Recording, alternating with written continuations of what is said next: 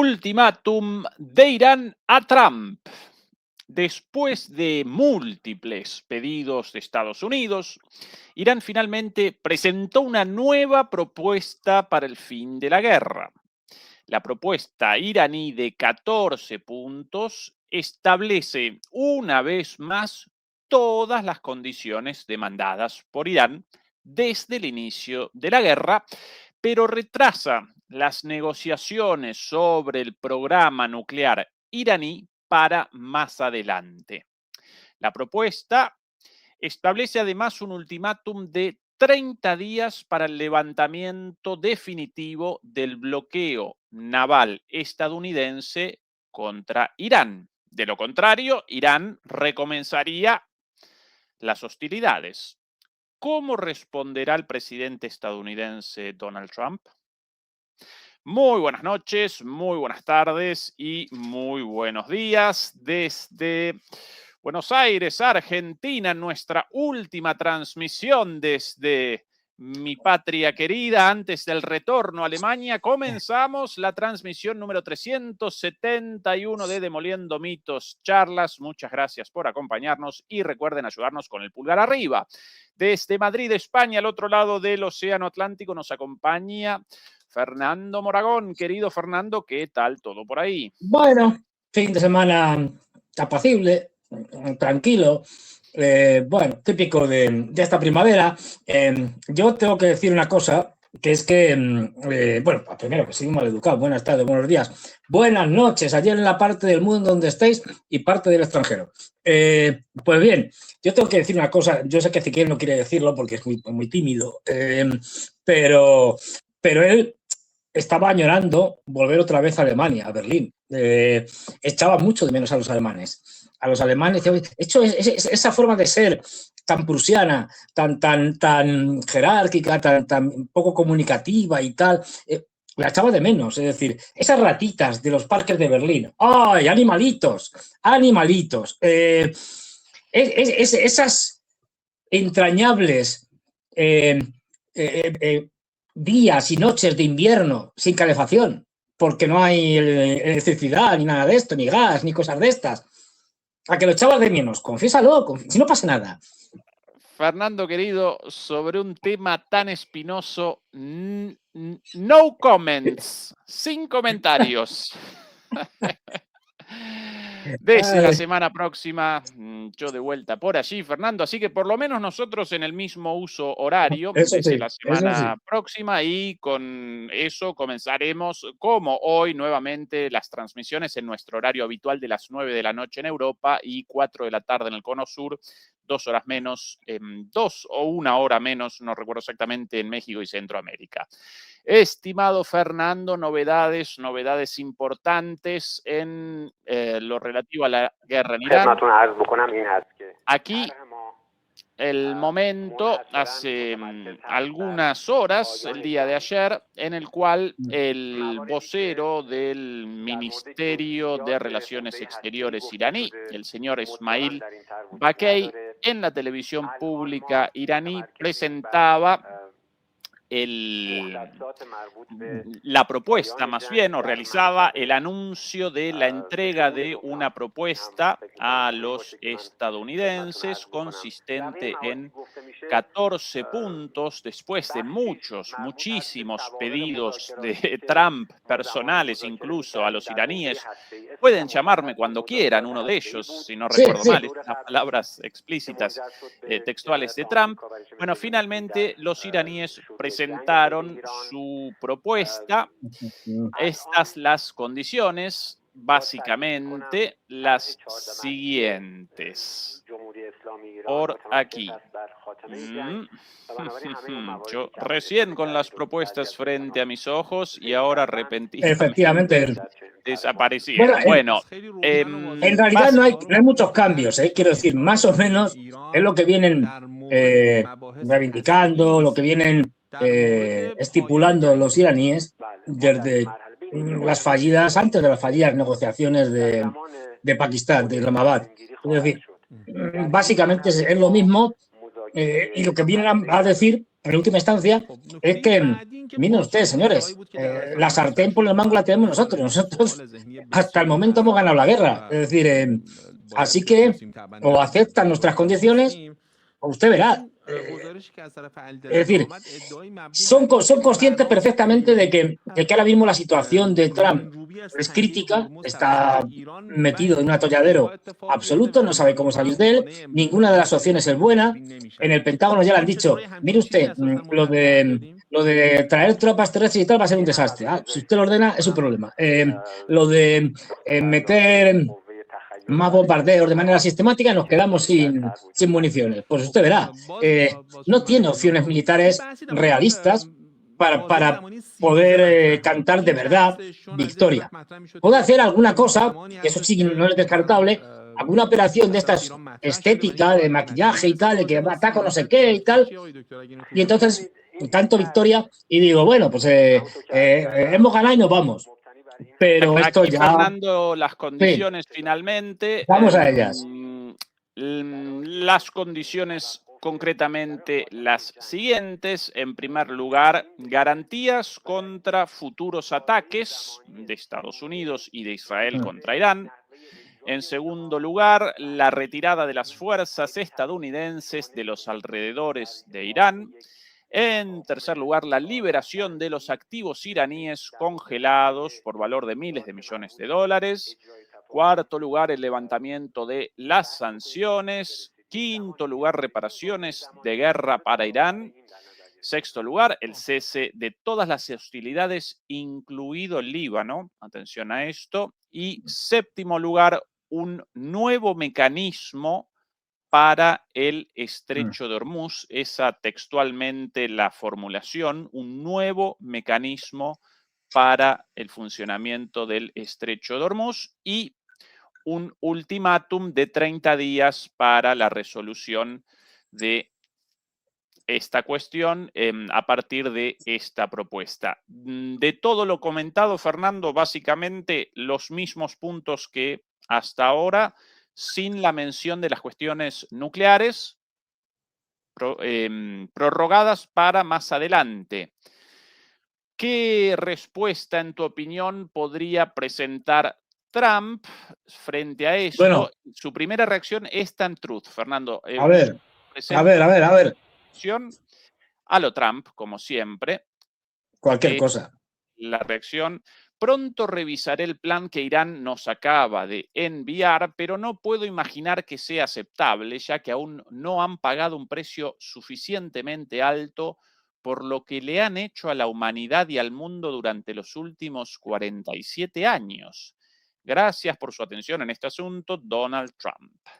Bueno, si a propósito de precios por barbaridades contra la humanidad, Estados Unidos debería responder. No, pero bueno, este se nota que es el clásico tweet de prisa y corriendo, que se podría llamar tweet o mensaje de prisa y corriendo. Pero no se le ocurría nada, pues ha puesto una cosa insulsa, que no. Pues bueno, ya veremos, aunque pienso que no lo vamos a aceptar, y luego ya metemos la letanía de las 250 letanías que tiene, metemos en este caso la letanía de que lo han hecho en 47 años haciendo barbaridades y tal, que es una de ellas. Otra de ellas es, por ejemplo, la de que hemos destruido la Fuerza Aérea y la Marina. Otra es que, por ejemplo, pues eso, los hemos ganado, es decir, tal. Tiene ahí una serie de coletillas que la va metiendo. Pero vamos, básicamente yo creo que este fin de semana, conociendo la personalidad de Trump, la mayor parte del tiempo ha estado jugando al golf allí en Mar-a-Lago, dándole igual lo que pasa en el mundo. Y bueno, esto ya digo, no va a ningún lado. Esto no va a ningún lado porque efectivamente, es decir, lo que proponen los iraníes es inaceptable para los norteamericanos, y los iraníes además saben que incluso si lo aceptaran, tampoco lo iban a cumplir. Porque una de las cosas que dice es, y esto no veo cómo se podía hacer, bueno, salvo que recurramos a métodos medievales, y es un alto al fuego y tal, no sé qué, o una paz duradera con garantías. Claro, esto lo puedes hacer con la mayoría de los países del mundo, excepto con Estados Unidos e Israel, que saben que no tienes garantías ninguna, que ellos pueden firmar lo que quieran. Llega Trump y firma 250.000 garantías y luego no la va a cumplir.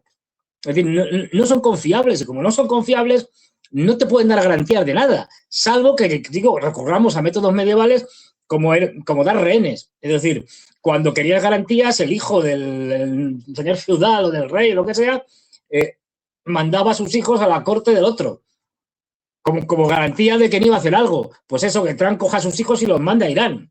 Y si Trump no cumple, les corta la cabeza. Otras garantías no se me ocurren.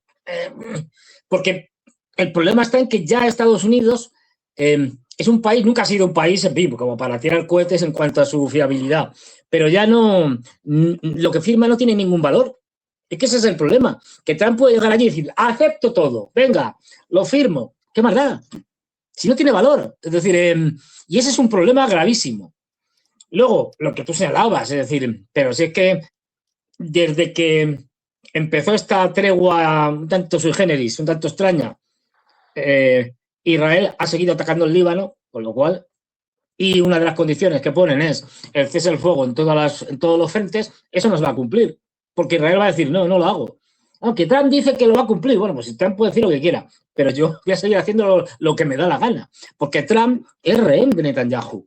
Entonces, bueno, todo esto al final no es más que el periodo este que estamos viendo del bloqueo a medias, porque el bloqueo que está haciendo ahora mismo Estados Unidos es un bloqueo que tiene más de bloqueo cosmético que de otra cosa. Es decir, de vez en cuando, pues sí, a algún barco que intenta entrar le digo que no pases, sal, o captura alguno y hago una operación de estas televisada maravillosa con helicópteros allí, llegando al petrolero y tal. Pero no está habiendo bloqueo. De hecho, ayer pasaban dos barcos chinos y uno indio, con autorización de los iraníes. Es decir, es un bloqueo testimonial. No es real. Porque además han hecho una cosa. Han hecho, bueno, en aguas territoriales de Irán, que conectan con aguas territoriales de Pakistán y a partir de ahí los petroleros van por las aguas territoriales del resto de los países, por los de la India, tal, con lo cual Estados Unidos no se puede meter en aguas territoriales de otro país. Bueno, pueden hacerlo, pero no lo van a hacer. Porque ya es un caso muy grave. Ni siquiera estamos hablando de zona económica exclusiva, aguas territoriales. Es decir, las 12 millas me parece que son, o algo así. No me acuerdo ahora. Pero bueno, con lo cual no hay bloqueo. Resultado de todo esto. Sí. De hace minutos nada más, sí. Aparentemente los estadounidenses habrían respondido, por lo menos esa es la versión de los iraníes. Aquí esto de hace minutos nada más también. Una vez más, el vocero del Ministerio de Relaciones Exteriores, Ismail Bakay, respondiendo para las preguntas de un periodista con esta afirmación: los estadounidenses respondieron a nuestra propuesta y ahora comenzaremos la evaluación de la respuesta. Nuestro plan, también entre las cosas dichas, nuestro plan de 14 puntos se enfoca exclusivamente en finalizar la guerra y no contiene cuestiones ligadas al ámbito nuclear.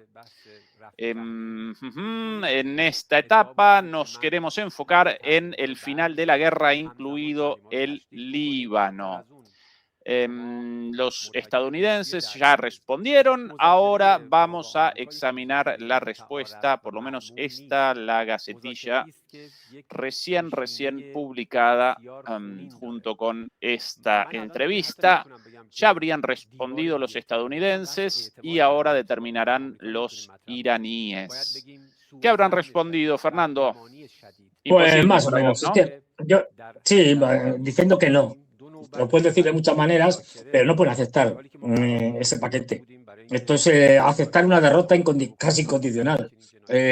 No. Otra cosa es que estén, porque a ambos les interesa, por el momento estén con este juego. Decir, bueno, vamos a evaluar. ¿Tú te crees que en cuanto... no estamos hablando de un documento de 800 páginas, estamos hablando de una propuesta de unos puntos muy claros. ¿Tú te crees que en cuanto lo han recibido aquí en el Ministerio de Exteriores o en donde sea, en Irán, no han visto claramente ya lo que es. Otra cosa es que, y que ya saben perfectamente que lo que la idea general de lo que van a decir. Otra cosa es que elaboren cómo lo van a decir. Es decir, pero vamos, saben perfectamente que con lo que les ha llegado esto es inaceptable, porque lo que Estados Unidos no puede aceptar esos puntos de los iraníes. Es imposible. Es decir, y los iraníes no van a aceptar lo que les van a proponer los norteamericanos. Con lo cual no hay posibilidad de un acuerdo. Esta guerra va a seguir. Es decir, otra cosa es que a ambos, por razones distintas, les interesa una relativa pausa, como ahora. Es decir, los iraníes están rearmándose, reabriendo todas las entradas que habían sido bombardeadas a los túneles donde tienen los misiles, los drones, etcétera. Les están llegando, por ejemplo, suministros de diferentes tipos de armamento, tal. Bueno, y al mismo tiempo que los norteamericanos han esperado a que estuvieran allí todo lo que por el momento pueden concentrar de tropas. No olvidemos que el Gerald Ford se ha tenido que ir, pues estaba yendo, porque nuevamente pues no daba para más. Ya no nos han dicho en concreto cuál era la causa, pero se criticaba mucho, por ejemplo, los problemas de abastecimiento logístico. Es decir, un gran portaaviones con sus barcos de escolta lleva un montón bueno, tiene un consumo tremendo y tiene que tener barcos de suministro, que van con ellos, de hecho, que les van suministrando combustible, aunque sean nucleares, es decir, luego tienen combustible, por ejemplo, para los aviones, en el portaaviones, y alimentos, etcétera. Pues estaban teniendo graves problemas logísticos y se han visto imágenes de lo que comían, o sea, fotos de bandejas de lo que comían en el Gerald Ford y vamos, hay países pobres que comen más. Una bandeja con una loncha de algo y con una especie como de trozo de carne y algo así como, pero muy pequeñito, ¿eh? Es decir, y un poquito como de unas beans, unas judías y tal, o algo así, y poco más. Ya estaba, no había más. Es decir, no llegan a las, no me acuerdo, pero creo que se evaluaba entre 3.000 y 4.000 calorías que consume un soldado que está en ejercicio permanente, digamos, en actividad permanente. Entonces, bueno, estos problemas logísticos son graves y el Gerald Ford, por la razón que sea, ha tenido o está volviendo. Bueno, con lo que esos 3 portaaviones pues se vuelven a quedar en 2 de manera práctica. Pero es que no van a tener mucho más. Es decir, pueden seguir desplegando algunas tropas de tierra. Salía una información, creo que en el Wall Street Journal, pero bueno, donde reconocían los propios norteamericanos que las bases de las monarquías del Golfo estaban o completamente destruidas, o sea, completamente inoperantes, o con muy difícil reutilización inmediata. Es decir, que ya no disponen de las bases de los Emiratos, de Kuwait, de Qatar, de Bahrein. Seguramente estaría mejor la Bin Sultan, la de los saudíes, y solo tienen realmente la de los israelíes y la de Jordania. Es decir, que ni siquiera tienen una capacidad de aproximación a la zona de conflicto por vía terrestre a través de las que eran sus bases en toda la región. Eso ya no lo tienen. Luego, y bueno, cada vez, digo, no hacen más que salir informaciones desde los propios medios norteamericanos diciendo que los daños han sido muy graves.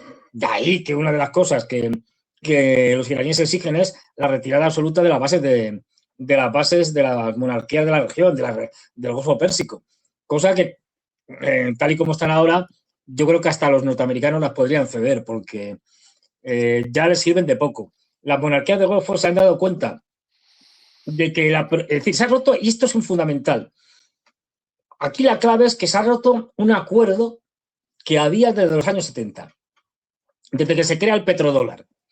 El acuerdo era que Arabia Saudí y con Arabia Saudí el resto de las monarquías del Golfo, de las pequeñas monarquías del Golfo, obligaban, como grandes productores de crudo, obligaban a pagar en el petróleo en dólares. A partir de ahí, el comercio se hacía a nivel mundial, no solo en petróleo, sino todo en dólares. Bien, ¿qué ofrecía a cambio Estados Unidos? Protección.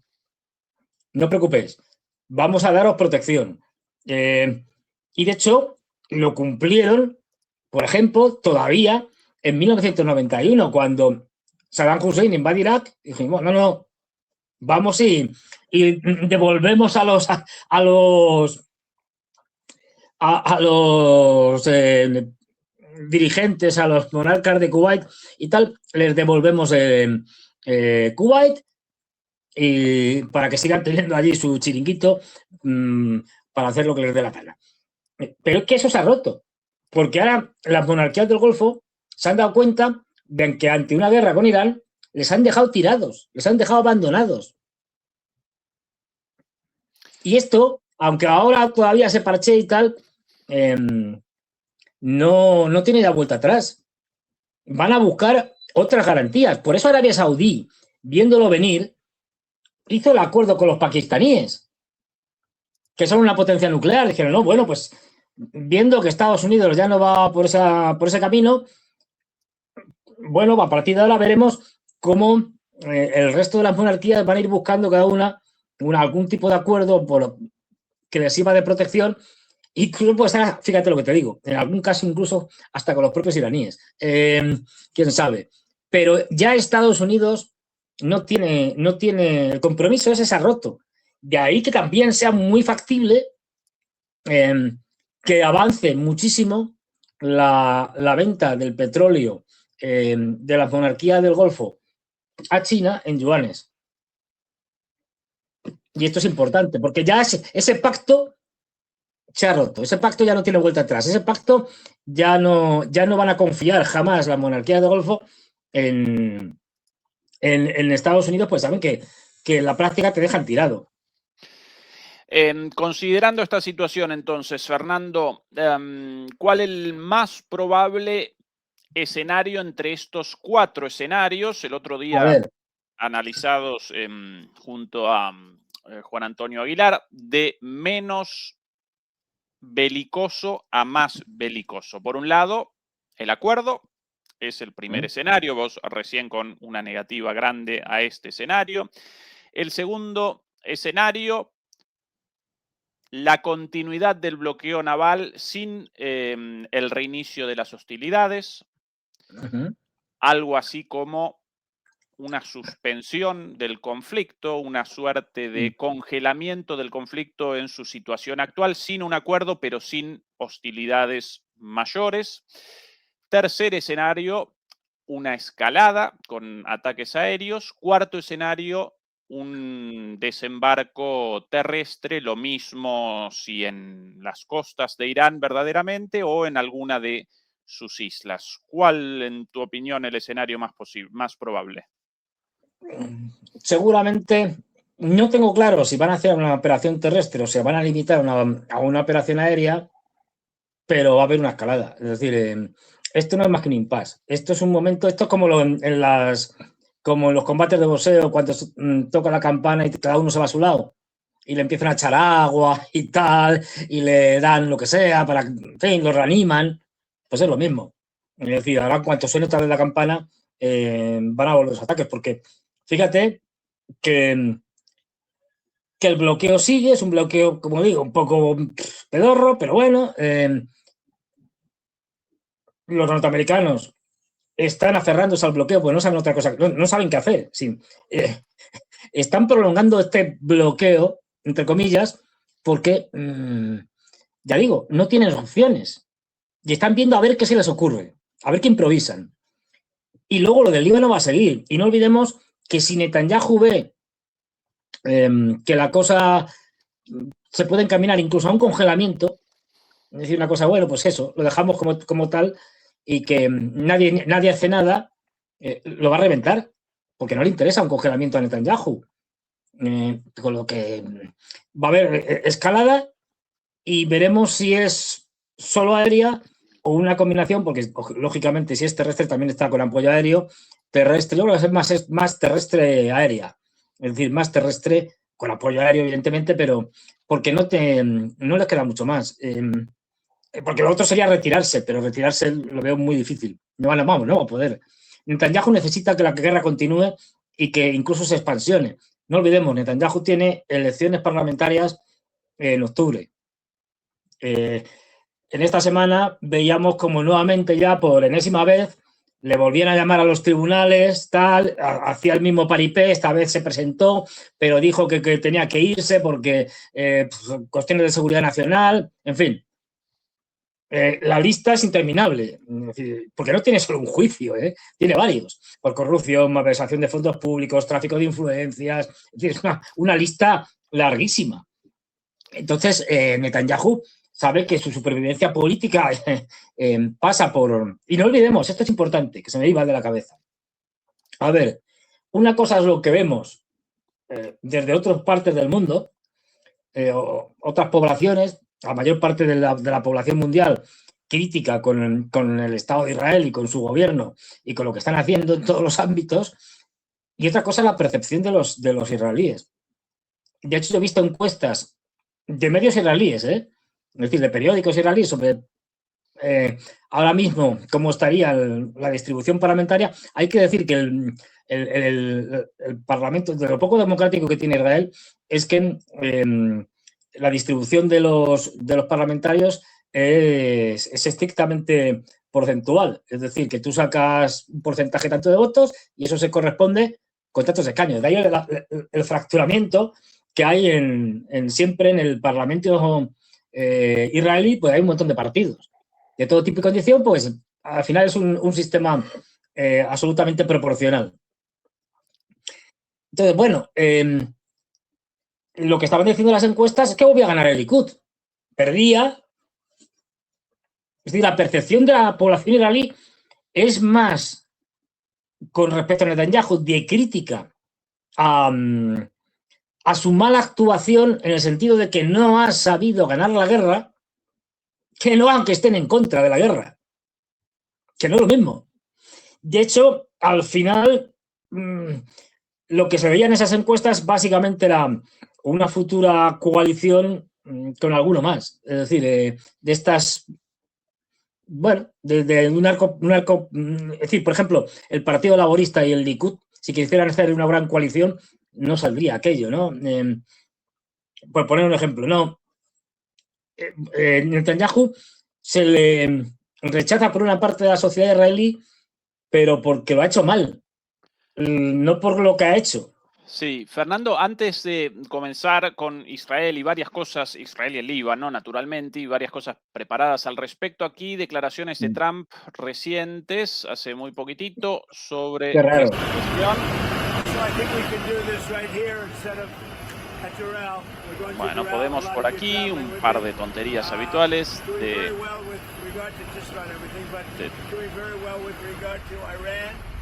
Trump.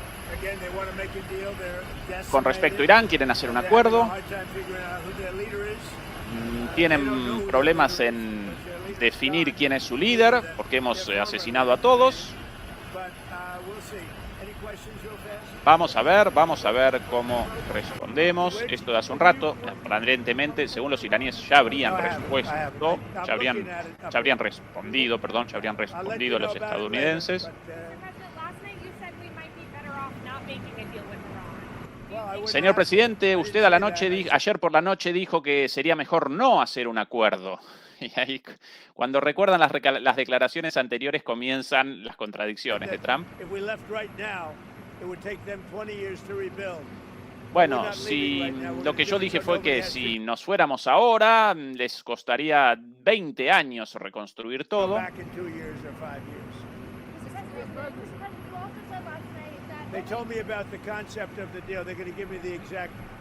Me comentaron sobre la propuesta hecha, pero ahora voy a leerla en detalle. Evidentemente, esto hace un ratito, desde el avión habrá determinado por sí o por no.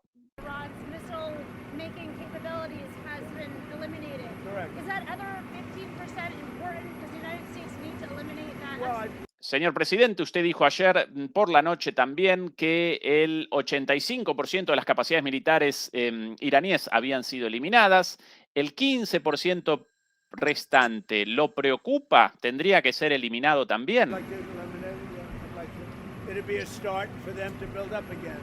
Sí, me gustaría eliminar ese 15% restante.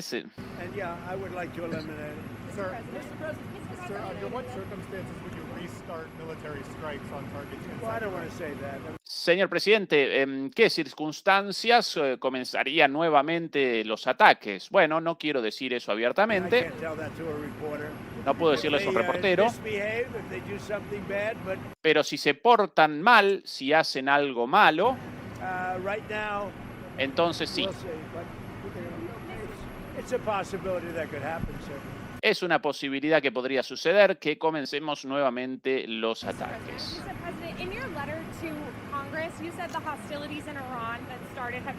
Señor presidente, en su carta al Congreso, usted dijo que las hostilidades habían terminado. Esto ya lo presentamos días atrás. Pero ¿cómo puede decir que las hostilidades terminaron si el bloqueo naval todavía está vigente? Bueno, es un bloqueo naval muy amistoso. Nadie siquiera lo está combatiendo.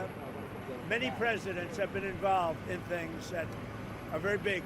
They never had to go through anything with respect to Congress. They considered it to be totally unconstitutional. Bueno, muchos presidentes estuvieron en situaciones similares y nunca se preocuparon por el Congreso.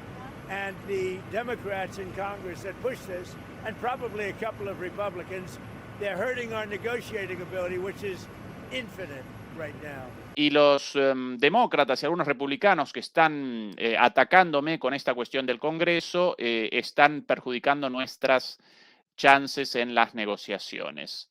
Bueno, esta es una de las pocas cosas ciertas dichas por Trump. En el pasado, los presidentes perpetraban acciones militares, ataques, por más de los 60 días estipulados por la ley sin necesidad de autorización del Congreso, y después de esos 60 días no solicitaban la autorización del Congreso con la excusa de que no habían comenzado una guerra o con la excusa de que ya había comenzado, ya parecían de retirada o cualquier otra estupidez.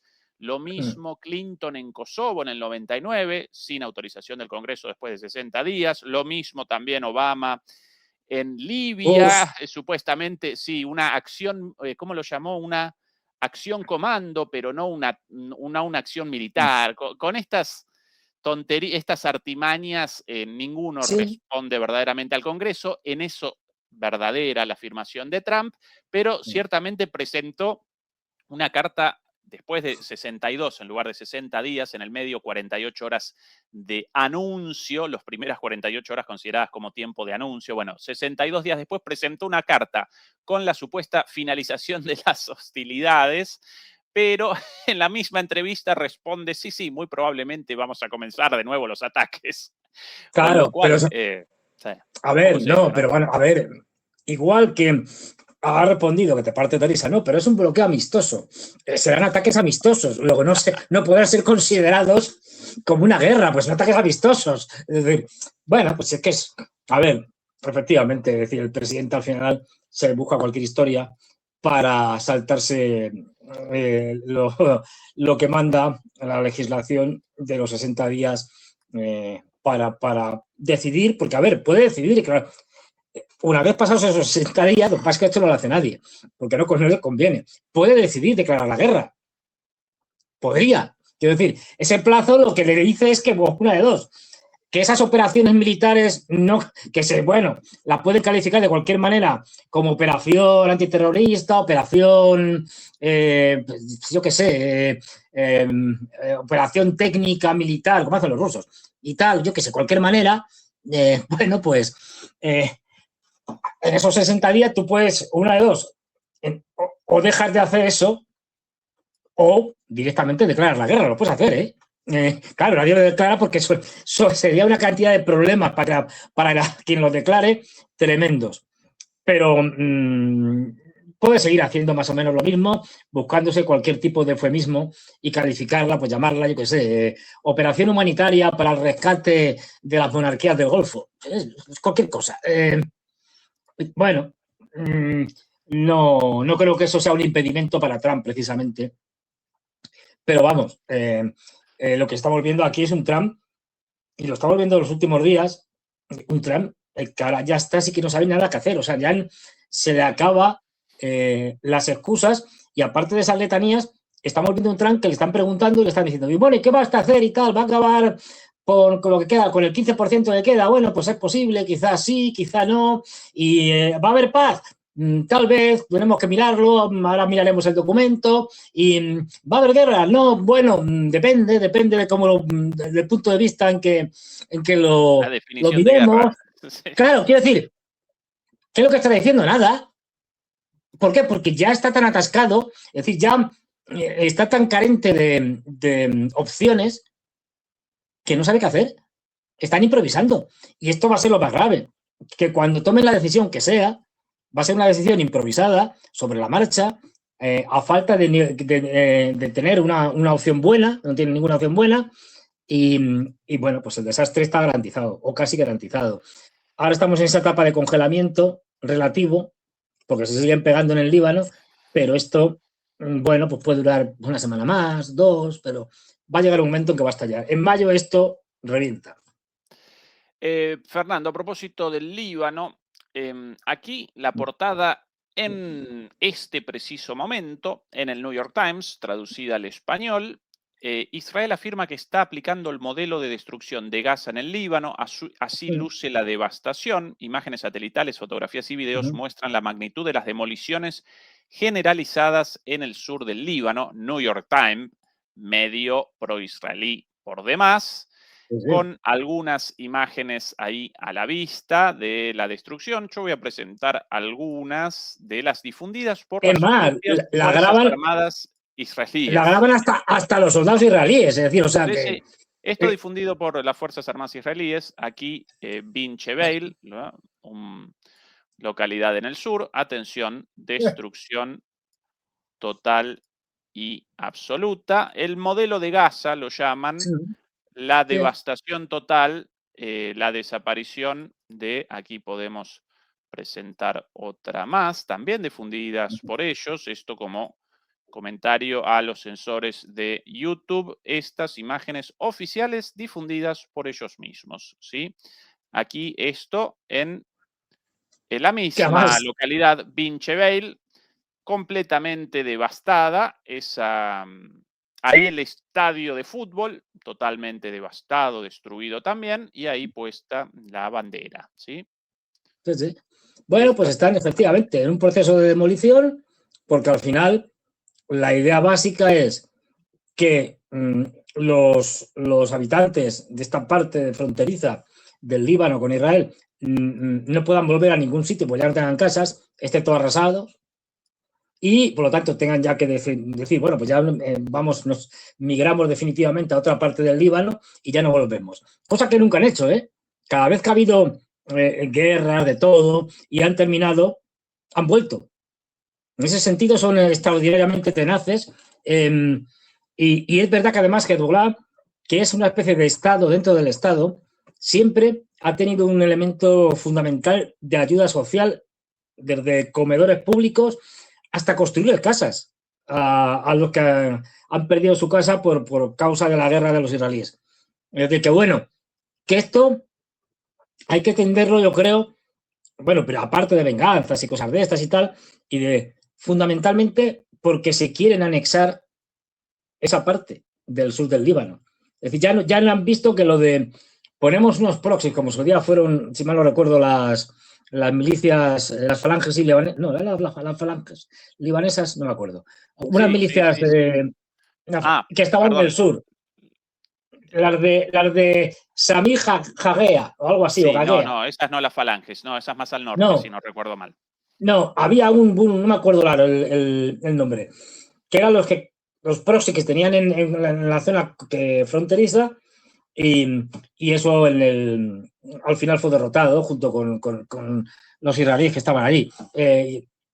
Luego yo creo que lo que van a hacer es de esa parte que hemos visto ya al sur del río Litani, esa pequeña franja de 8 o 10 kilómetros de profundidad como mucho, que no llega al Litani ni de lejos, es decir, esa pequeña franja, anexársela como se anexaron los Altos del Golán para quedarse de facto con los campos gasíferos del Líbano.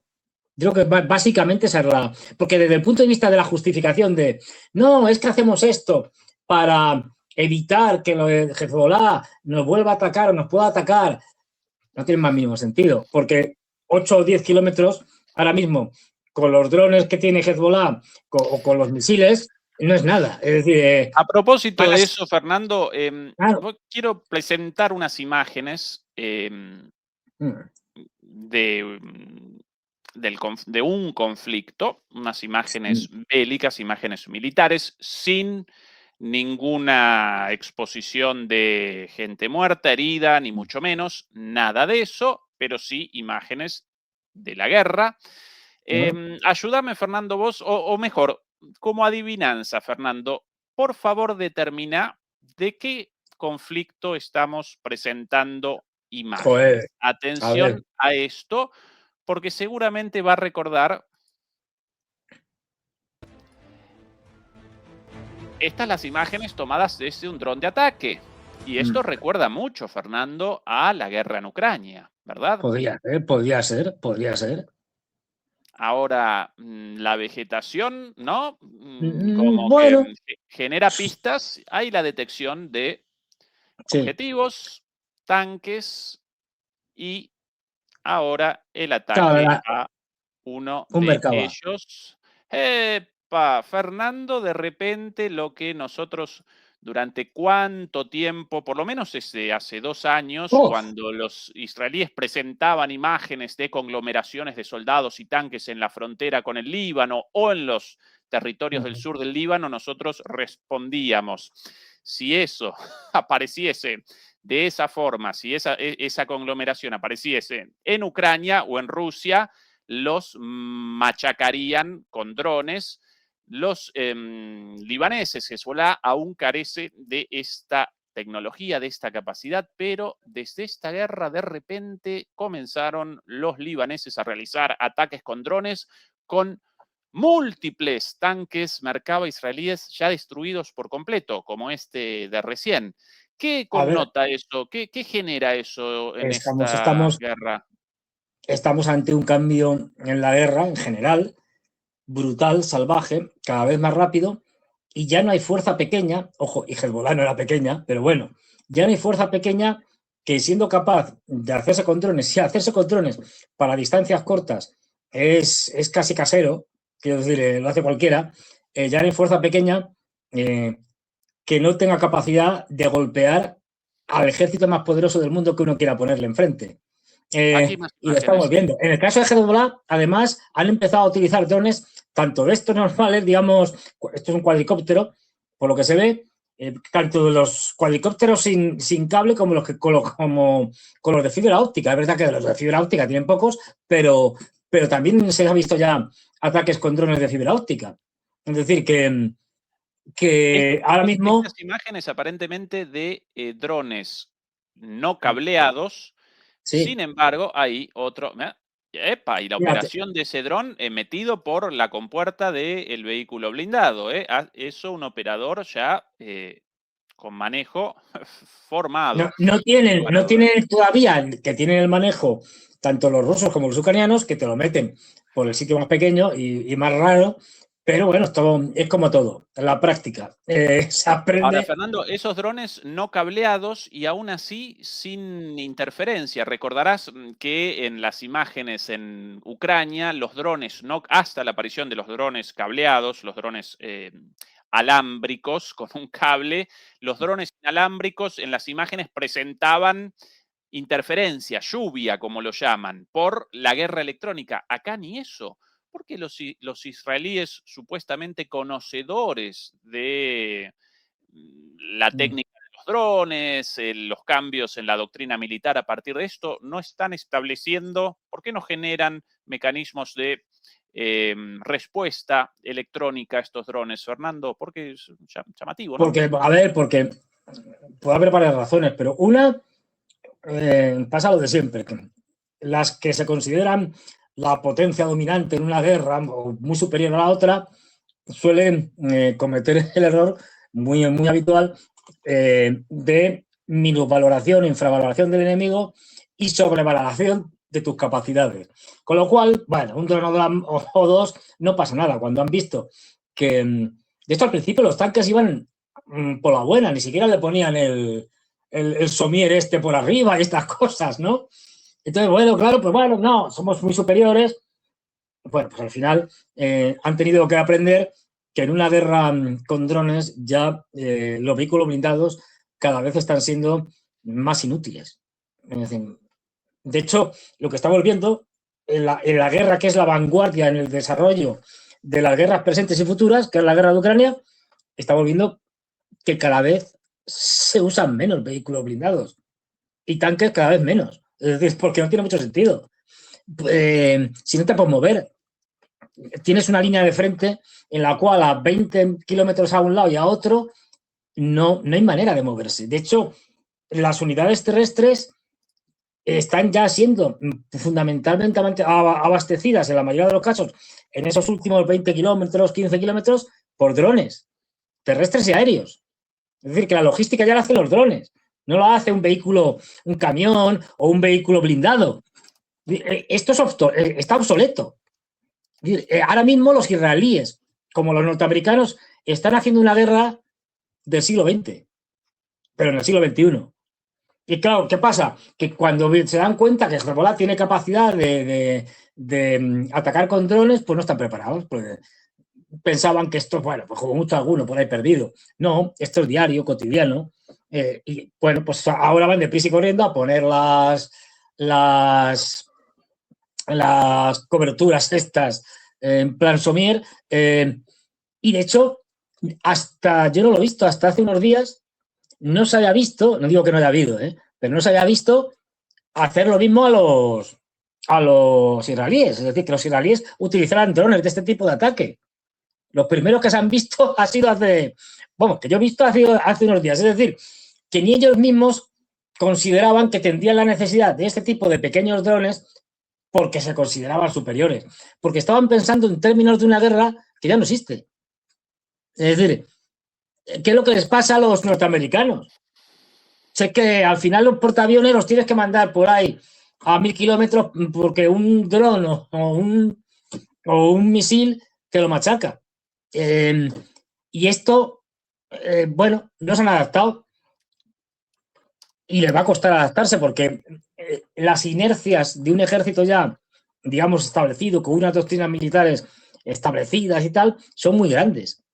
De ahí que, aparte luego, el desgaste también. Es decir, de las unidades israelíes están muy desgastadas. Ahora mismo, lo último que leí era que ahora mismo en esa parte, o sea, es que la franja, si vemos la franja del Líbano, donde están ahora mismo los israelíes, te partes de risa. Es decir, que vamos, es una zona ridícula. Es donde se están moviendo, o sea, si ya Israel y el Líbano son pequeños, el Líbano yo creo que más pequeño que Israel, es decir, lo que hay al sur del río Litani es enano, yo no sé cuántos kilómetros cuadrados tendrá, pero es ridículo. La parte en la que los israelíes han decidido que se la van más o menos a quedar y que están operando ahora es menos de la mitad de lo que hay al sur del río Litani. Es decir, que es un territorio, vamos, que Madrid es más grande. Madrid capital, quiero decir, Madrid ciudad, no Madrid provincia, que eso ya sería, vamos, gigantesco. Y ahora mismo lo último que estaban viendo es que no podían ir ni para adelante ni para atrás, que no podían ni avanzar ni retroceder, porque estaban medio medio, vamos, porque como una cosa que hace muy bien Hezbollah es infiltrarse a través de túneles y tal, rápidamente se ponen en la retaguardia. Y estaban ahí atascados. Y ni siquiera pueden tomar eso. Ese es el desastre. Es decir, cualquiera que lo vea diría, esto no es un ejército, esto es una birria de ejército. Un ejército que no puede tomar una franja de territorio ridícula, extraordinariamente ridícula. Pues bueno, pues que el ejército israelí ya no es lo que era. Igual que el ejército norteamericano ya no es lo que era, se nos ha caído el mito, pues también se nos ha caído el mito del ejército israelí. El ejército israelí tiene ahora mismo muchos problemas, enormes. A propósito de Israel, Fernando, aquí imágenes de mucha ternura seguramente generarán, sí, te conmocionarán hasta las lágrimas, estimado Fernando. Hoy. El cumpleaños de uno de los funcionarios del gobierno de Netanyahu, el señor Ben-Gvir.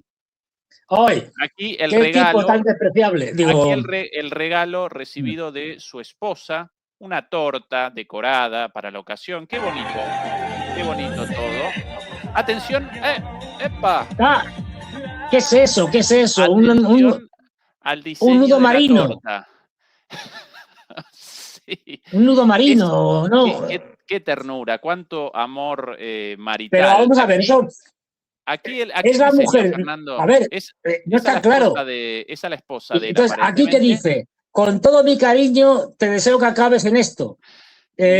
O algo así, no pone eso. Aparentemente, yo sin idea del hebreo, pero aparentemente está la torta para la celebración de su cumpleaños, conmemorando la decisión un mes atrás de la sanción de la pena de muerte selectiva. Recordarás esto, Fernando, ¿no? Sí, una cosa muy democrática. Solamente para los gazatíes. Si un israelí comete el mismo delito del cual responsabilizan a un gazatí y determinan la pena de muerte en ese caso, con el mismo delito un israelí aparece simplemente condenado a prisión, ¿no? Hemos vuelto a las monarquías absolutistas, al antiguo régimen, donde los derechos, donde el derecho no era universal. Había un derecho para los nobles y otro derecho para los campesinos. Todos iguales ante la ley, excepto algunos más iguales que otros. Aquí esto es la desigualdad ante la ley, es decir, absoluta. Es decir, ante un mismo delito, el que sea, distinta pena en función de tu etnia, por llamarlo de alguna manera. Sí, o de tu religión. Si vos si perpetras un asesinato como católico, una pena; si perpetras el mismo asesinato como musulmán, otra pena; y si perpetras un asesinato como judío, otra pena. Bueno, el principio más básico de igualdad ante la ley, propio de la modernidad. Bueno, adiós, amigos, en una de las... la única democracia de Medio Oriente. Esta es la única democracia de Medio Oriente. Sí, la única democracia de Medio Oriente. Es una cosa... en fin, bueno, a ver. Muy tierno igual, lo de la torta para el cumpleaños. Sí, la torta. Bueno, es que este señor se pasea por todos los lados con un pin aquí, con esa cuerdecita hecha un lacito, con la horca. Es decir, va con un pin por todos los lados. Sí, también muy tierna la noticia, por cierto, difundida por una organización de derechos humanos israelí, como muestra de que no todos los israelíes acompañan estas barbaridades. Lamentablemente sí, la mayoría, pero no todos.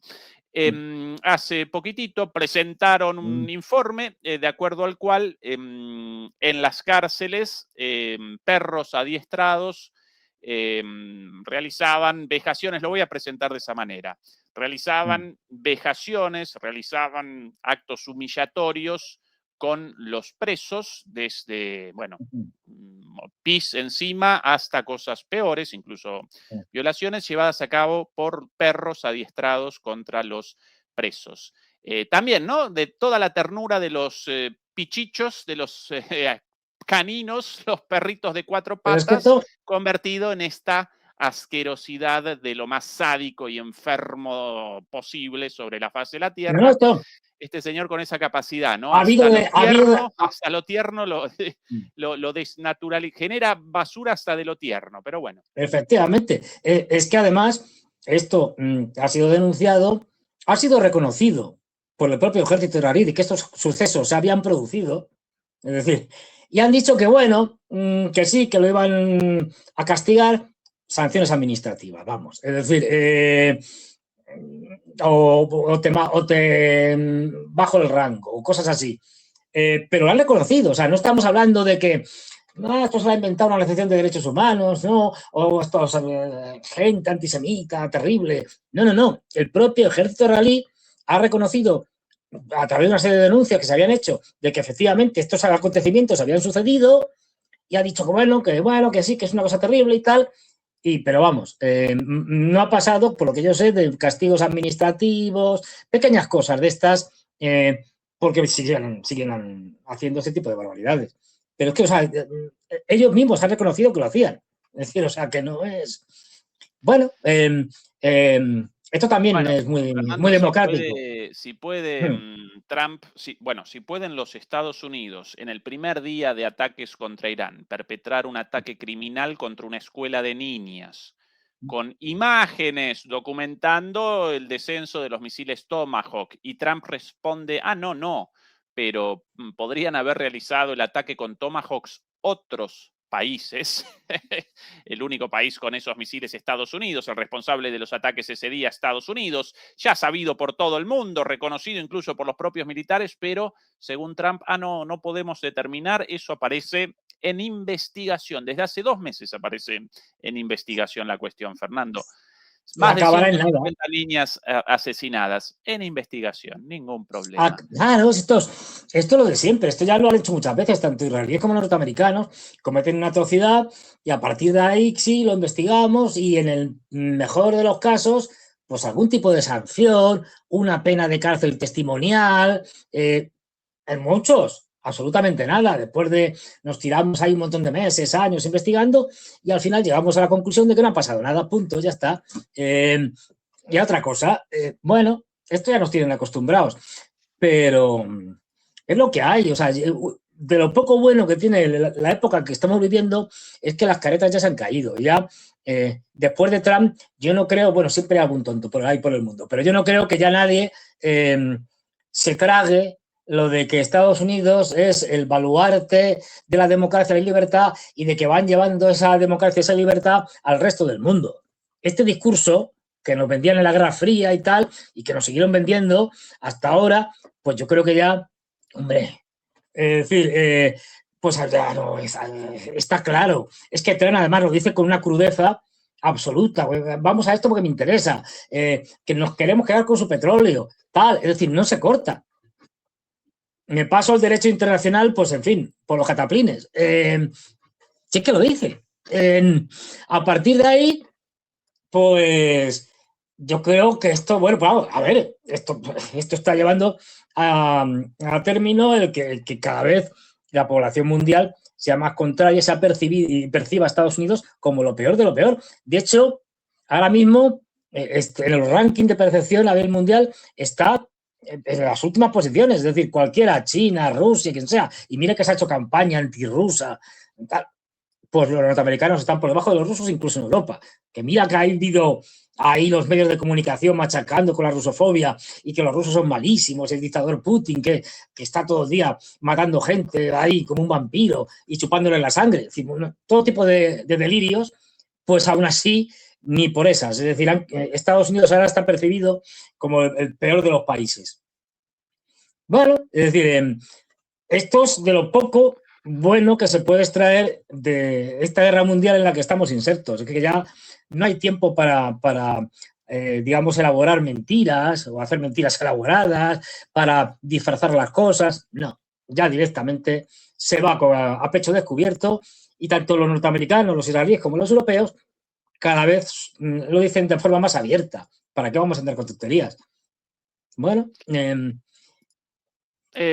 problema... imágenes feas, no truculentas ni mucho menos, pero sin dudas horribles, pero bueno, debemos Estas las imágenes de padres durmiendo en las tumbas de sus hijas asesinadas precisamente en el ataque contra la escuela de Minab. Ante la desesperación, pernoctan sobre la tumba, pernoctan ahí, acompañándolas, Tremendo. sobre todas las cosas, en gran medida por la ausencia de restos, en la mayoría de los casos, por la munición termobárica utilizada en el último de los ataques. Recuerden que fueron realizados 2 ataques, lo que llaman el double tap, el doble golpe. Primero con un misil Tomahawk de los más antiguos y en segundo lugar con uno de los más modernos. Esos misiles Tomahawk Bloque 4 es el nombre técnico. En el momento del impacto presentan aún combustible no consumido y generan a partir de ese combustible no consumido una nube de fuego. La utilización de eso como arma termobárica, y eso determina directamente la eliminación de todo resto de cualquier ser vivo. Por eso solo aparecían las mochilitas de estas niñas, ni siquiera pedazos, algo para nosotros. Bueno, qué cosa más horrible para un padre que los restos del cuerpo de su hijo, pero al menos eso genera la posibilidad de una despedida, de un adiós, de un duelo. La evaporación de un ser querido y de un hijo mucho menos, Dios santo, que la idea ya me conmociona nada más, genera imágenes como esta, ¿no? Los padres durmiendo, pernoctando en el rotos. cementerio, rotos, acompañando las tumbas de sus hijos, tumbas vacías más que con sus pertenencias.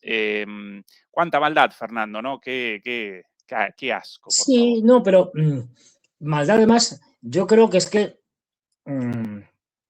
a ver, habría que hacer un análisis, pero que yo no tengo las capacidades para hacerlo, pero porque esta gente no es inconsciente, ¿eh? O sea, no pensemos que Trump y compañía, que Netanyahu y los suyos, tal, no saben lo que están haciendo. Claro que lo saben, y saben cuáles son las consecuencias. Es que les da igual.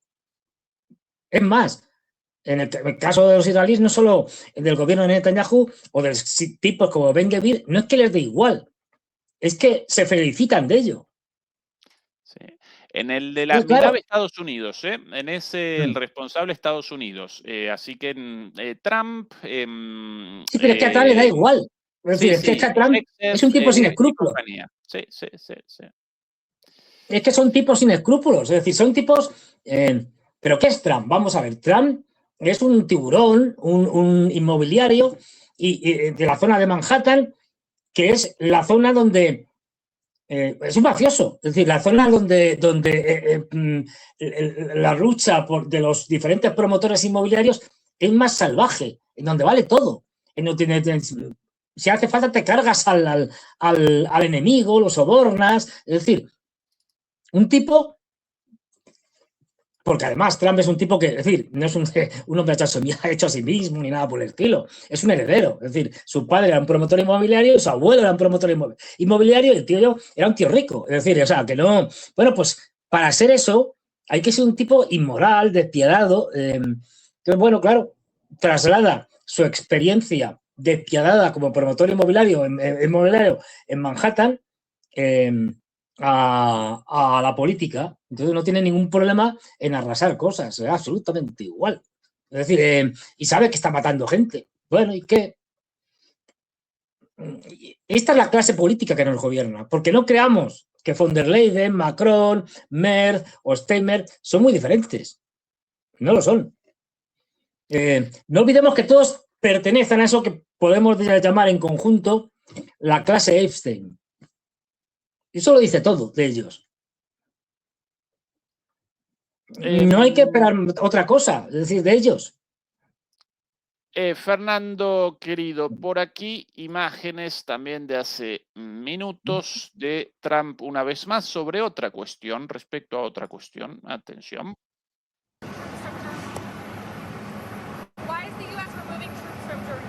¿Por qué va a quitar Estados Unidos tropas de Alemania? Qué buena la cara de Trump ahí. Sí. We're going to cut way down, and we're cutting a lot further than 5,000. Vamos a reducir mucho nuestras tropas y mucho más de los 5.000 que tú mencionas. Thank you very much. 5.000 tropas menos o retiro de 5.000 efectivos militares estadounidenses de Alemania, de un total, si no recuerdo mal, de alrededor de 50.000 más o menos. ¿Cuál es el significado de esto? ¿Cuál la importancia? Tu análisis, pero esto se veía venir y lo lleva diciendo desde el principio y se veía venir. Es decir, ahora mismo la guerra directa de Estados Unidos está en Oriente Medio. La guerra, yo soy de los que opino, coincido con varias personas, vamos, de que al final habrá una guerra entre Estados Unidos y China. No sé cómo, cuál será el escenario, es decir, cuál será el desencadenante, puede haber muchos, pero yo soy de los que me temo que sí, cada vez que hay una potencia. Solo hay muy pocos casos de un imperio en decadencia y otro que esté subiendo, en el que está arriba, el que está en decadencia, no intente frenar al que está subiendo. Hay muy pocos casos en la historia. El de Gran Bretaña con Estados Unidos. Poco más. Es decir, y porque Gran Bretaña ya estaba hundido. Porque Gran Bretaña en la Segunda Guerra Mundial deja de ser alguien. Pero hay muy pocos casos. Luego todo apunta que, y más por la magnitud de los dos contendientes, que esto se va a producir. Ojalá me equivoque, pero todo apunta a esto. Con lo cual, pues, ¿para qué quiero tropas en Europa? ¿De qué le sirven? Ya que se encarguen los europeos del tema de Ucrania. Ya se están encargando, de hecho. Quiero decir que tener aquí 100.000 soldados, que es más o menos lo que deben tener, aproximadamente, es tenerlos desperdiciados, tener tropecientas bases. Es que en Alemania hay un montón de bases, tú lo sabes mejor que yo. En Italia, en Grecia, en España, en el Reino Unido, en los Países Bajos. Es decir, es que esto está lleno de bases. No tiene sentido. Esto tenía sentido en la Guerra Fría. Ahora,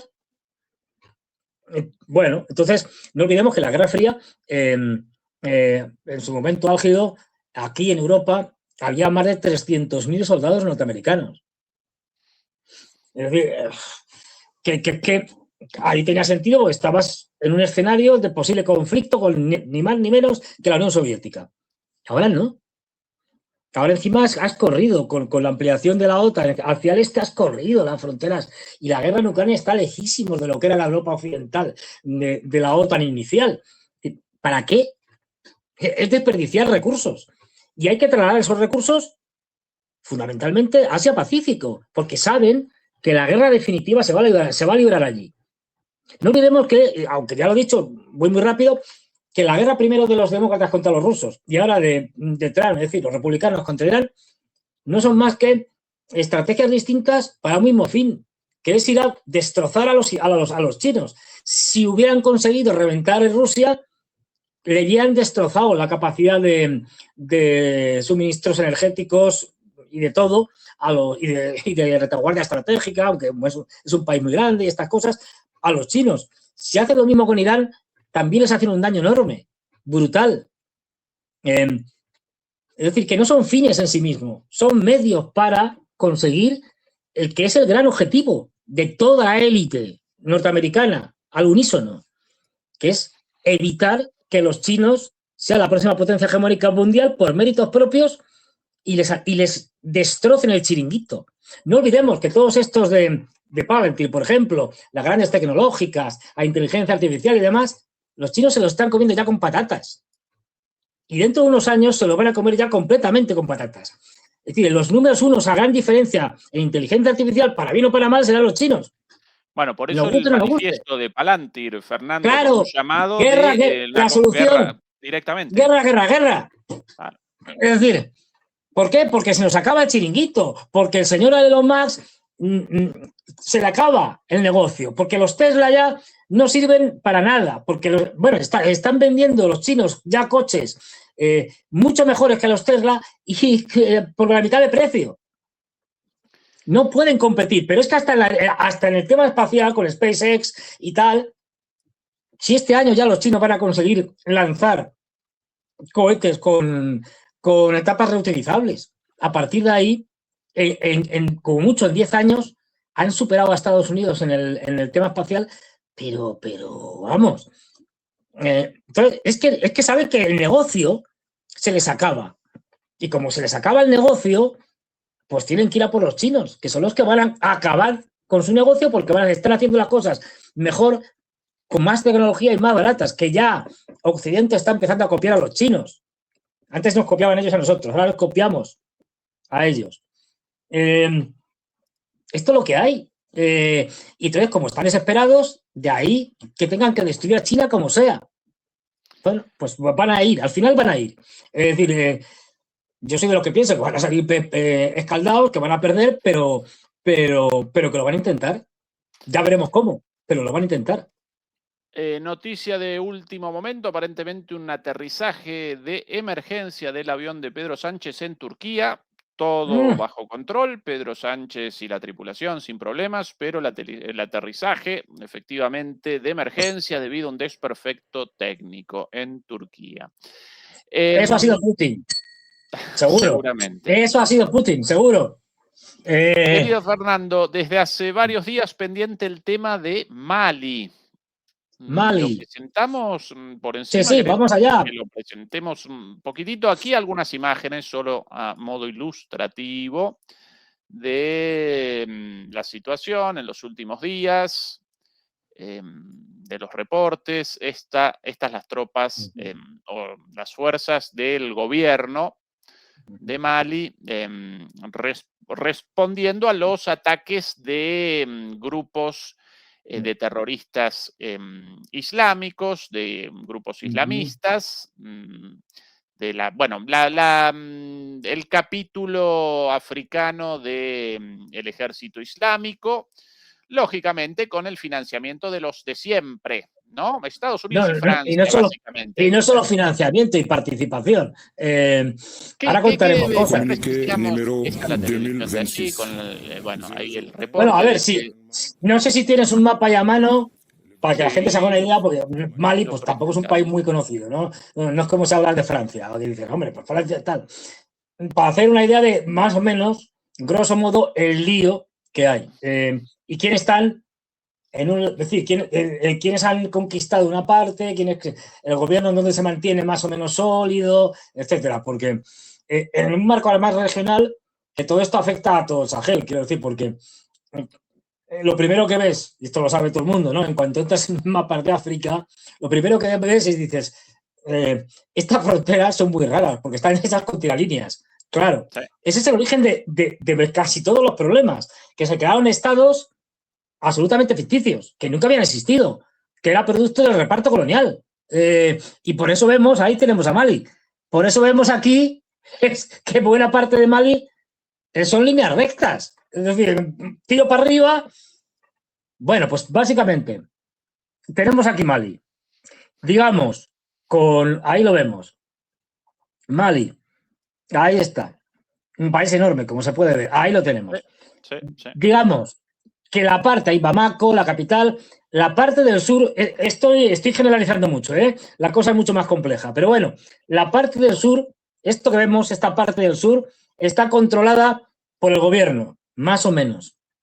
La cosa está más enrevesada, más intrincada, hay zonas donde puntos que aquí no los controla el gobierno, pero bueno. Y digamos que según vas, la parte esta que vemos del triángulo es fundamentalmente desierto. Ahí es que no hay nadie, ni el gobierno, ni yihadistas, ni Tuareg. Esa parte está fundamentalmente vacía.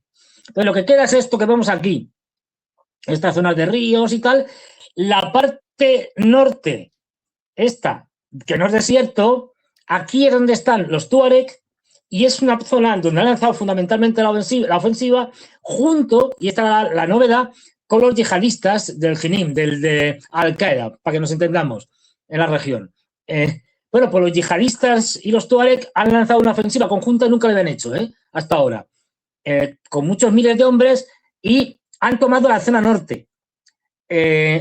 Junto con el gobierno, hace un par de años lo que era el Afrika Korps, ahora el Afrika Korps, antes de Wagner, habían avanzado hacia el norte por estas tal, y habían llegado hasta Kidal y unas ciudades que había hasta la frontera. Y se lo habían arrebatado a los Tuareg. Efectivamente. Ahí está, por ejemplo, Adelhok estaba en manos del gobierno y de los rusos. Todo esto lo habían recuperado. Y ahora esto es lo que han recuperado los Tuareg junto con los yihadistas. Es decir, han vuelto a retomar lo que tomaron los rusos, el grupo Wagner, luego Afrika Korps, cuerpo africano, y están bajando y presionando hacia el sur. Esto dicho muy, muy esquemático, que luego ya sabes, esto es mucho más complejo. Pero bueno, básicamente es esto. Ha pillado, digamos, con el pie cambiado al gobierno de Mali y a los rusos. Han conseguido, parece ser, estabilizarlo más o menos, pero la presión ha sido mucha porque ellos han bajado y han estado incluso cerca de tomar ciudades como Bouren o Gao, que la vemos aquí. Entonces, bueno, ahora mismo se sigue luchando, pero digamos que esta ofensiva que lanzaron la han podido aparentemente estabilizar. Están, parece ser, también llegando refuerzos de la alianza, porque ahora mismo en la alianza de 3 países, de Níger, Burkina Faso y Mali. Parece que hay soldados de Mali y de Burkina Faso que están llegando a ayudar, de Níger y Burkina Faso a ayudar a los rusos y al ejército de Mali.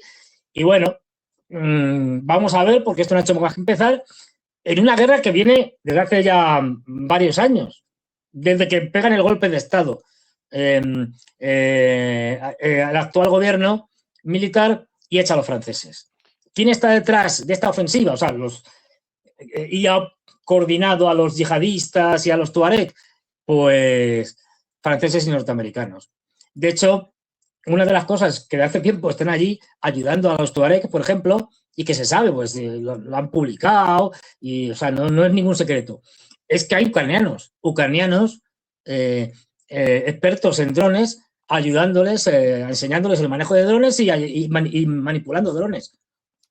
Es decir, y bueno, esto lo han montado básicamente los franceses y los norteamericanos hasta el punto de que han abierto un corredor entre los tuareg para llevar a los periodistas franceses para que vean los éxitos de los tuareg, ¿no? Que son presentados, los tuareg ahora mismo están muy islamizados, muy radicalizados, son ya casi como un grupo yihadista más. Bueno, pues los están vendiendo en Francia, los grandes medios de comunicación, poco menos que como un movimiento de liberación nacional,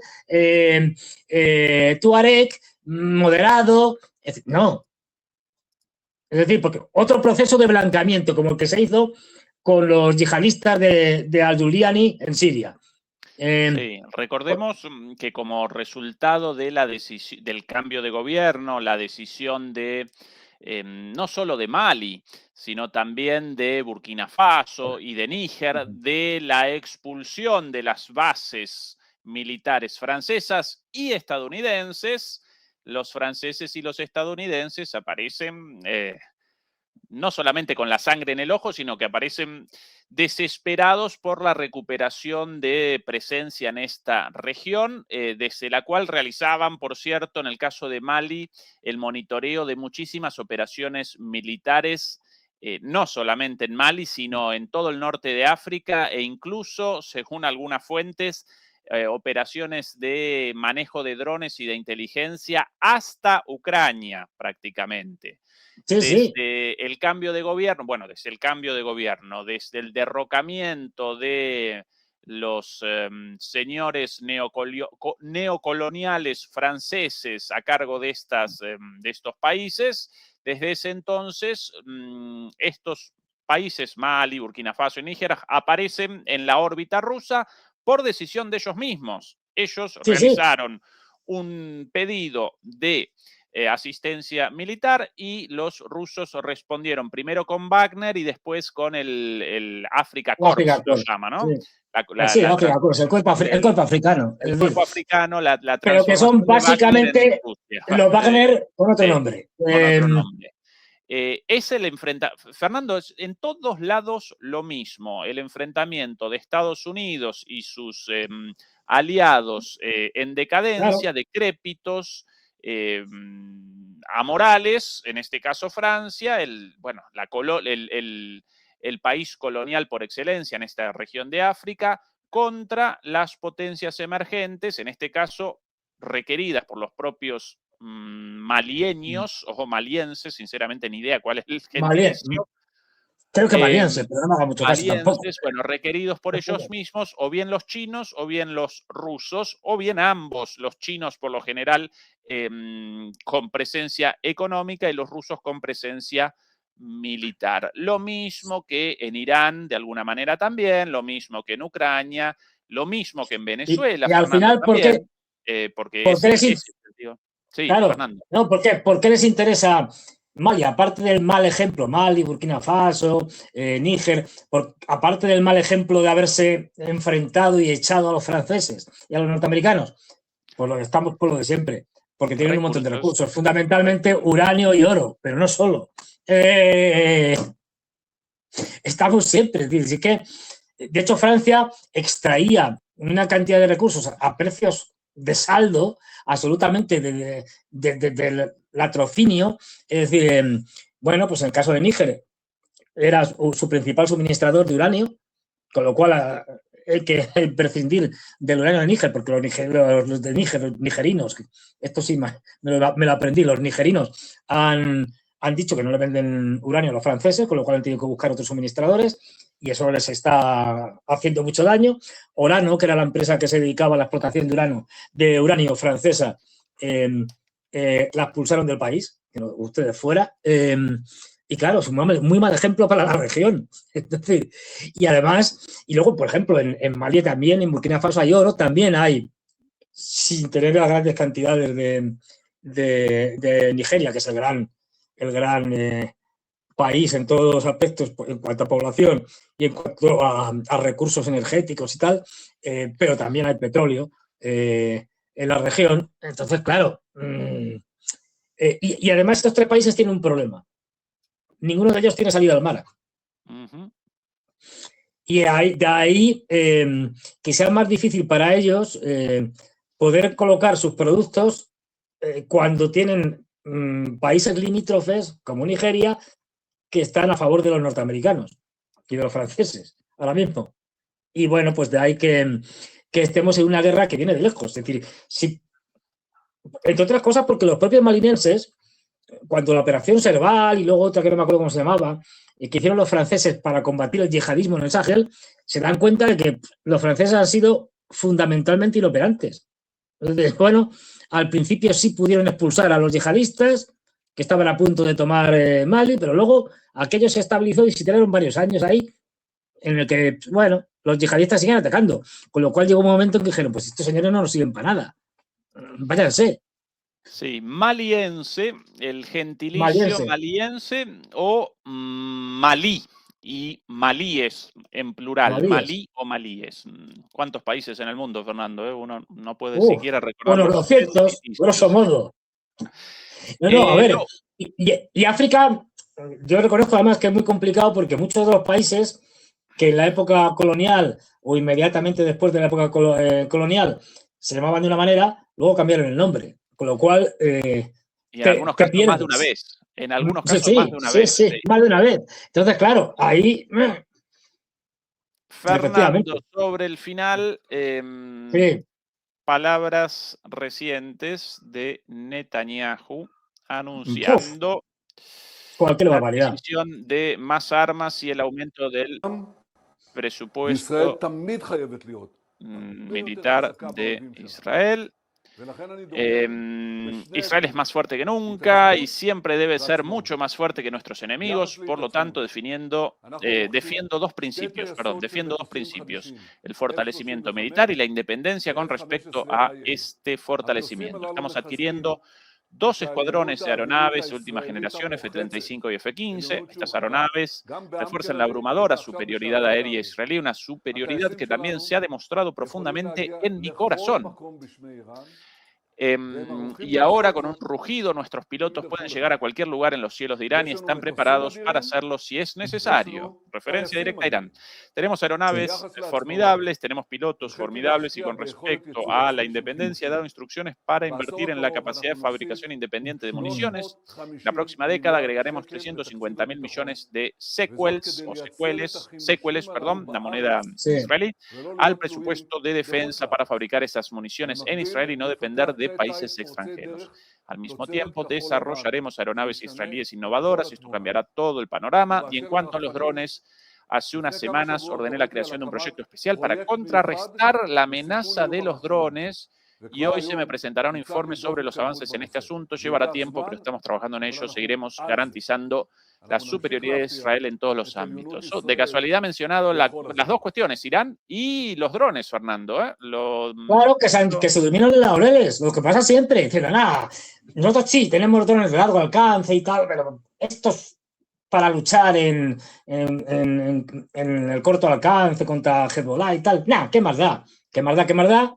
Y ahora tienen que, las prisas, como les pasó a los rusos con el tema de Ucrania, que tuvieron que llegar los iraníes y sacarle las castañas del fuego. Es decir, si es que al final esto es un clásico. Y fíjate lo que dice el tipo. Dice, sí, no, tenemos unos aviones estupendos y tal, no sé qué. Miente como un bellaco. Tienen gravísimos problemas para poder atacar Irán, que está muy lejos.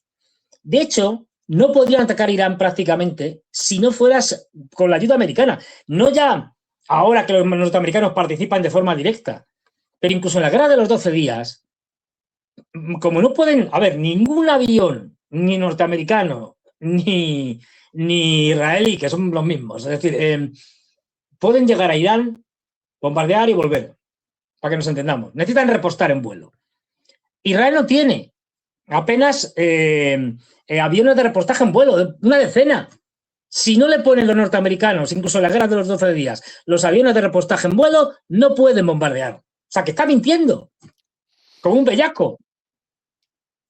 De hecho, otro de los, y esto lo leí esta semana, otro de los grandes problemas que está teniendo Estados Unidos es que su flota, que es enorme, de tanqueros, de estos aviones de repostaje en vuelo, está muy obsoleta y los últimos, es decir, la nueva generación está dando bastantes problemas, fundamentalmente con la manguera, etcétera, de que no les funciona bien. Y ha habido averías constantes, paralización de la producción para rehacer cosas que estaban mal. Tienen problemas, hasta los norteamericanos. Imaginémonos los israelíes, que ya digo que no tienen capacidad de suministro en vuelo, con lo cual está mintiendo. Es que está mintiendo este tipo. O sea, ya no es que sea un desgraciado, que lo es. Es decir, es que encima le miente hasta su población. Que no tenéis. Mensajitos por aquí. Francisco Marco 2906. Yo amo a Fernando. Fanáticos tuyos, Fernando.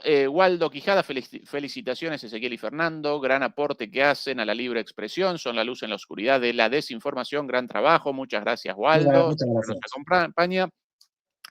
Y Tito Rodríguez, miembro por 28 meses, por cierto, si nos quieren ayudar con el canal, acompañar con el canal, nos pueden ayudar a través de las membresías o, de lo contrario, en nuestro canal en Patreon, allí también nos pueden ayudar con acceso a los contenidos exclusivos en Patreon, donde presentamos lo que no podemos presentar aquí, la última emisión, la segunda parte de la película Punto Límite, reacción de este servidor y Fernando Moragón. Saludos desde la República de Villa Crespo, Buenos Aires, para el resto de los demoledores y demoledoras no porteños. Villa Crespo, uno de los barrios de Buenos Aires, pero lo llama República de Villa Crespo. Habrá guerra en pleno mundial, le aguará las fiestas a Trump. Abrazo grande, muchas gracias, Tito Rodríguez, miembro por 28 meses. Qué grande, Tito. Qué grande. Y posiblemente. Posiblemente sí, ¿verdad, Fernando? Altamente probable. Posiblemente. Queridos demoledores y demoledoras, muchas gracias por acompañarnos. Beatriz Pulido, nuestra moderadora número 1, muchas gracias como siempre. Al resto de los moderadores y moderadoras, naturalmente también. Hoy el Día de la Madre en Europa, ¿verdad, Fernando? A ver, yo una confesión. Desde que era pequeñito iba al colegio a mí, porque me hacían hacer trabajos manuales, decían, es el día de la padre, es el día de la madre. Y hacías un muñequito, cualquier tontería, cosas horribles, porque yo era fatal en los trabajos manuales. Sí, Entonces, hoy en España el Día de la Madre. Sí, pero que yo no me he enterado nunca. Quiero decir que después del colegio ya es una cosa que me ha parecido siempre, aquí lo llamamos fiestas del Corte Inglés. Es decir, sí, que son explotadas por las grandes superficies comerciales para que la gente consuma, pero que no, por lo menos aquí no había tradición, nunca. O sea, no es como, pues yo qué sé, es decir, pues eso, Navidad o Año Nuevo, los Reyes Magos, hasta el día 1, el Día de los Trabajadores. Según el país, excepto el Día de los Trabajadores, según el país, el Día de la Madre en todos lados, bueno, algunos coincidentes, pero por ejemplo, aquí me ayuda la inteligencia artificial, en Argentina el 18 de octubre, en Colombia el 10 de mayo, en España 3 de mayo, bueno, uno después confundido. Igual a todas las mamás... Porque a saber quién se lo habrá inventado, esto del Día de la Madre, no tengo ni idea, Sí. Bueno, pero suena a invento de alguna industria. No. El Día del Niño, por lo menos, el principal, en Argentina, yo lo recuerdo perfectamente, el principal promotor del Día del Niño, la Cámara Argentina del Juguete, lógicamente. Ellos los más ¡Qué casualidad! ¡Qué casualidad! Es decir, estimadísimos demoledores, querido Fernando, un abrazo. Hasta la próxima. El próximo miércoles, Fernando con Santiago Martínez. Yo en ese momento en el aire, en los cielos europeos, ya seguramente. Intentaremos, pero va a ser muy difícil conectar directamente con el avión que transporta a Ezequiel y nos dé sus primeras impresiones a la llegada a Alemania. Tienes que grabar tus primeras impresiones. A ver, comprométete aquí con tu público, que te adora, que te quiere, comprométete a hacernos un vídeo cortito de tus primeras impresiones de al llegar a Alemania. Alguna de las desubicaciones de los alemanes ahí a mi llegada, alguna falta de respeto, algún grito sin necesidad. Sí, estas cosas. Alguna de las de ellos, sí, de esas cosas de simpatiquísimos de ellos. Querido Fernando, demoledores y demoledoras, un beso y un abrazo y hasta nuestra próxima emisión en la semana. Fernando el martes, el miércoles y Juan Antonio el lunes. Chau, chau. Hasta luego.